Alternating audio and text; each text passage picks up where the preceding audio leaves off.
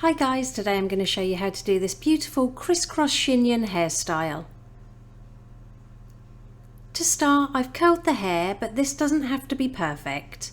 And I'm just going to apply some volume powder at the roots of the crown. I'll pop the one I'm using in the description below.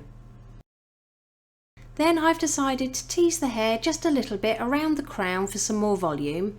You can skip this step if you don't like backcombing.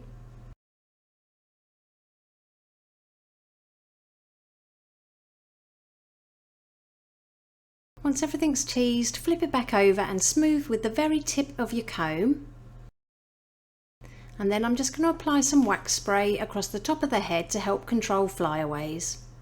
Next, I'm going to section out a small piece of hair on both sides of the face and clip these out of the way for later.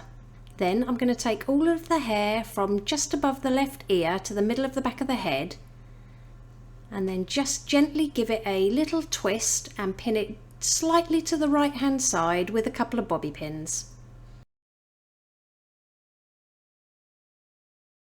And then we're going to repeat on the right hand side, so take all of the hair from the ears upwards, give them a little twist and bring them slightly over to the left hand side and pin them just to the left under that first twist. With the remaining hair, sweep this all over to the right hand side, bringing it up to meet those two twists as you go. And then once more we're just going to give it a little twist, hold it slightly to the right hand side and secure with a bobby pin at the end. Then I'm going to slip a closed bobby pin through the centre of the twist just to keep it nice and secure to the head. With the remaining hair, again we're going to bring it over to the opposite side, giving it a twist as we go and securing it through that twist with a couple of bobby pins. And you should have some little ends left over, and we're just going to twist these a few times towards the head and add an elastic band on the end, but on the last turn only pull the ends part way through to create a loop.